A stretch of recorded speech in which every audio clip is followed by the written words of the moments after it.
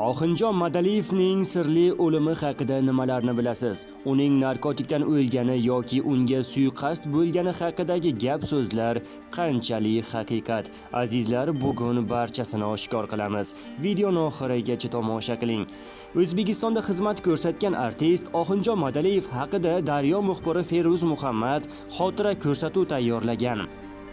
Ushbu dasturda Oxinjon Madaliyevning vafoti haqida odamlar orasida yurgan mish-mishlarga ham oydinlik kiritildi. Hech qachon narkotik modda iste'mol qilganini ko'rmaganman. Men o'sha kunlar Oxinjon akamga haydovchi edim. Tikoda yurardim. O'sha kuni Oxin akani akalari olib ketgan edi. To'yga bordik. Vodiyda to'y ikki qism bo'ladi. Ertalab kuyov ota-onasining hamkasblari keladi. Keyin kuyov navkar, bazm bo'ladi. Juda chiroyli to'y bo'lgan. To'y tugadi, hamma chiqdi. Oxin akamni kutib turibmiz. Oxin akam chiqib menga: "Siz sostavni akamni mashinasiga o'tkazing. Tikoda ketamiz" dedi.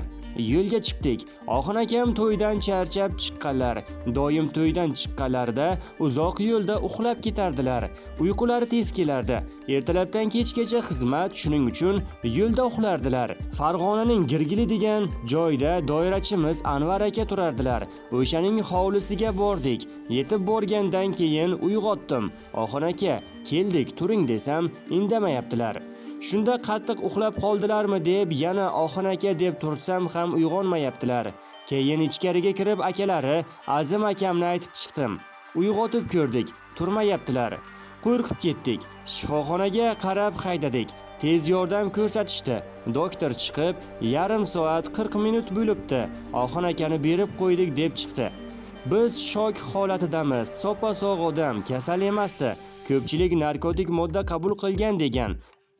Yo'q, Oxin akamni hech qachon narkotik modda iste'mol qilganini ko'rmaganman. Bu bo'lmagan gap. Odamlar har xil gapni gapiraverar ekan. El og'ziga elak tutib bo'lmaydi deb bejiz aytishmas ekan, deydi Po'latjon Omonov, Oxinjon Madaliyevning haydovchisi. Oxinjon haqida turli bo'xtonlarni aytishdi. Menga Oxinjon vafot etgani haqida telefon qilib aytishdi. Men esa ishonmadim, chunki o'sha paytda taniqli san'atkorlar to'g'risida Sherali Jo'rayev o'tib qolibdi, faloncha o'tib qolibdi kabi mish-mishlar ko'p tarqalar edi. Men yana shunaqa gapdirda endi deb o'yladim. Keyin sekin bordim. Borsam shunaqa vaziyat. Baribir ham ishonmayapman. Keyin ertasi kuni chiqardik. Hozirgacha ham aslida ishonmaymiz. Oxinjon haqida turli bo'xtonlarni aytishdi. Oxinjon halol inson edi. U paytda fonogramma bo'lmagan. Bir oylab qo'shiq aytardi.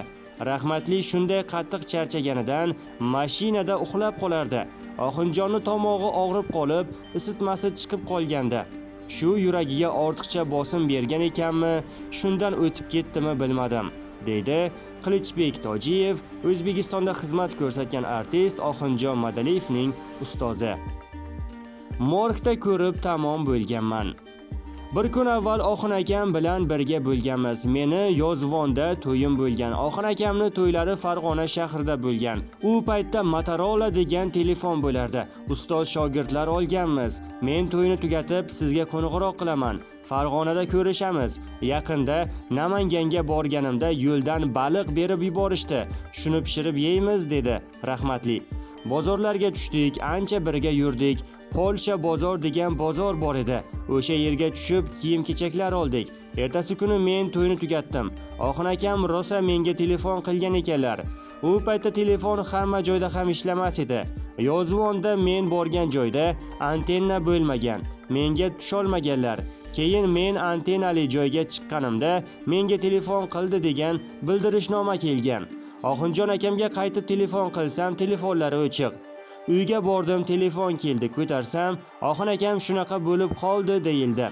Men morgga kelib ko'rmaganimcha ham ishonganim yo'q. Ko'rganimda ham ishonganim yo'q. Ichimda unaqa bo'lishi mumkin emasdi deyapman. Haqiqiy bir yaqin insonni yo'qotish qanchalik azob ekanini, qanchalik qiyinligini o'shanda bilganman. Chunki meni juda ham erkalatib, Jackson deb chaqirib, ota-onamdek yeri ko'kka ishonmasdilar. Shogird sifatida yaxshi ko'rardilar. Shogirdlari ko'p edi, lekin uzoq yillar davomida yo'llarida men yurganman. Morgda ko'rib tamom bo'lganman. Yo'llariga ham bora olmay qolganman. Birov kutmagan narsalar bo'lgan. Haligacha xayolimda u inson tirik. Tushlarimda ham ko'rib turaman. Yolg'ondan bir o'lgan edim, men keldim deb aytadilar tushlarimda. Rostdan ham tirikmikanlar degan fikr hozirgacha xayolimdan o'tadi. U inson biz uchun hech qachon o'lmaydi. Ular o'lmas asarlar yaratib ketgan, o'lmas ijodkordir deydi Abdujalil Qo'qonov, xonanda Oxunjon Madaliyevning shogirdi. Sizga yetkazmoqchi bo'lganlarimiz mana shulardan iborat edi. Bizni kuzatishda davom eting.